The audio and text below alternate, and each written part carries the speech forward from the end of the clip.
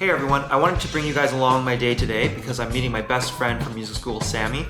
And I thought this would be an awesome opportunity for any of you guys that are interested in applying to music school who are specifically composers.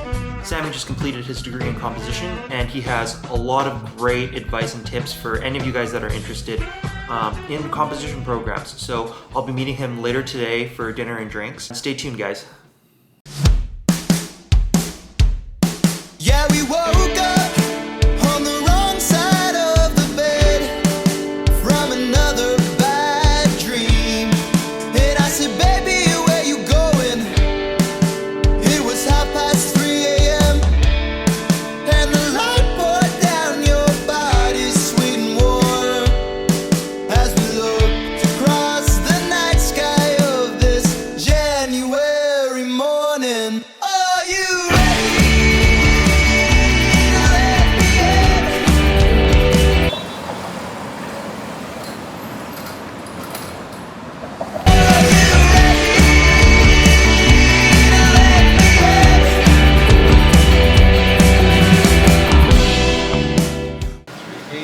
Let's give it a shot. Probably the most controversial Chinese restaurant. They've changed. Oh, so are you saying that you didn't receive any order like just now on the website? Hello, can you hear me? Hi, I just was saying like can you, because it says that it was charged like pending transaction on the credit card. Hello. One of the things that I thought would be very interesting to talk about is preparing for music school auditions from the side of a composer. I don't think a lot of people talk about this. I mean, I think there are a ton of people interested, like people have a lot of knowledge on performance, going into just like the general programs, but what are music schools sort of looking for as someone who wants to go into composition? In your case, it happened after you actually got into university. So how about you tell us a little bit about that? I was accepted in the kind of general stream, and the idea at our university was that you could go for a year and do like a general program, and if you wanted to do the composition program, you'd apply for second year. They also had the option to apply straight for first year, but I just decided to come in and see what it was like. Sure. In terms of like what I would suggest, I think really like just write as much as you can, as much as for every instrumentation that you can, everything that you can think of. Don't try to fit yourself into one box, especially like fresh out of high school. Like part of me thought I'm a vocal choral person, like that's what I do, and you're so like young, like you're 17, 18, like you don't know so much about what you want to create and your art, and so don't limit yourself to one thing. Be experimental, try as much as you can, because I think what undergraduate programs are looking for is someone who's willing to take risks and to put yourself out there a bit. This was said really eloquently by like a TA that we both had in first year. Yes, I do remember. He said to me, this is really blunt and this is rude. Honestly, I would not say this to anybody. If this person was my student, I would not say this to them, but it actually really helped me, even though it can be seen as kind of mean. He said to me, nothing that you do is going to impress them, so just write as much as you can and show them that even if they don't let you in, you're going to write music, so they might as well take you in to spare the ears of the world in the future. It's really brutal, but at the same time it really helped me, because when I was in first year, I was like slaving over like every note, like I wanted it to be perfect, I wanted it to be great, I wanted it to be excellent, but I was missing the point, is that I just had to write. I had to write as much as I could. Once he told me that, and I kind of was like, you know what? This may not impress them. It may not be like wow factor, like next big thing, but I'm just gonna write, and I did, and I produced like 12 to 13 pieces. And you know what? None of those pieces, maybe only like 2 of them, would I actually have performed. Would I actually show to the real world. What was important is that I showed them that I wanted to write, I was trying out ideas, I was trying out instruments, and that's like the first step to learning how to compose. What I'm getting out of this is like one of the largest parts of growing at this point of your career is quantity, rather than focusing too much on being a perfectionist and getting the quality right. I think so too, yeah. Some of you will be masters. You're like super crazy good, and I think you're awesome. But some people like me, you know, we took baby steps, and which is okay, which is totally okay. which is really important to just try. Like, to add on what you said, I think that like the next most important thing is when you're writing music early on is to give it to people to actually try to play. Because if your music just lives in your head, let's say you write a great piano piece and it lives in your head and it's awesome and it's on the page, it doesn't mean so much until you give it to a piano player and they take a crack at it. Sure. And you're gonna learn so much when you do. Like, just pull up your buddy, pull up your friend, say like, hey, I wrote this for you, like, can you give it a shot? For sure. And you know, maybe Jerry's playing a guitar piece that I wrote for him, and he's like, well, Sammy, like, my fingers can't stretch this far, you wrote this huge chord. Yeah. And that will teach you so much. You'll learn like, oh, I guess I shouldn't write chords like that, I guess I should do this. And those little failures, those little tries will teach you so much along the way. Yeah. For example, like, I'm a vocalist. If I just wrote for voice all the time, because that's what I know, that's what, like, I know that a tenor can only sing this high, can sing this low, I won't be pushing myself to experiment. I have to write for instruments that I don't know and give it to people who do know, and they will help you. Like, fellow students are your best tool.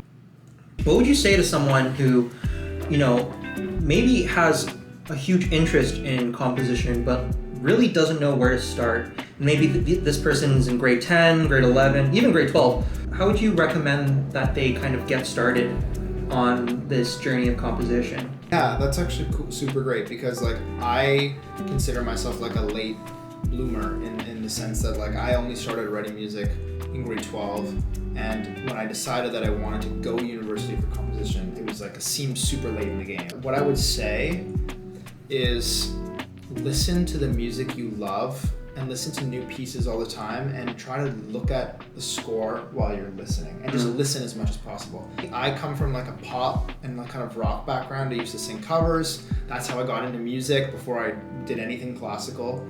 And when I just decided like, hey, I want to write a string quartet, I sat down, and guess what? Like, in my brain, there's no string quartet. There's Michael Jackson and Maroon 5 and like all this stuff. That was what was running through my brain. So when I was trying to sit down and write a string quartet, I had no bass. What I really needed to do was listen and find string quartets that I really loved and understand, like, oh, when I hear this cool sound in the violin, that's what it looks like on the page, and connect those dots. So what I would say is listen, build your inner library, because when you compose, you're really just taking all the things that you love and inspire you and filtering them through your lens. And the more that I listened to music and exposed myself to different composers and to different musicians and looked at the scores, the more I knew how to take that something that was my idea and make it real. I think for students that are grade 10, grade 11, like, listen, find the things that you love, and then when you find those things, look at them on the score and see how they're done. Okay, one other question that I did have was, how much time would you give yourself to get ready for something like this? From my understanding, you need some sort of portfolio, right?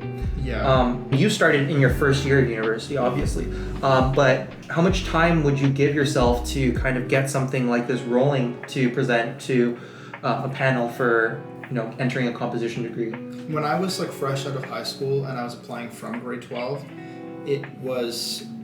I applied to one school that only required 3 pieces, and I basically spent a couple months doing that. Okay. When I was in the school that I ended up going to, I basically started at the beginning of the year, and I went till it was September to February, I guess. So I just used every scrap time that I had. I guess what I would say is like, start early, start thinking about it, start writing, start setting a schedule. Don't leave it to the last minute, because writing with such like a strict time constraint is not fun. Also, give yourself time to do the stuff that isn't writing. So, and what I mean by that is like, when you're preparing a portfolio, ask yourself, do you want to write a little paragraph about each piece?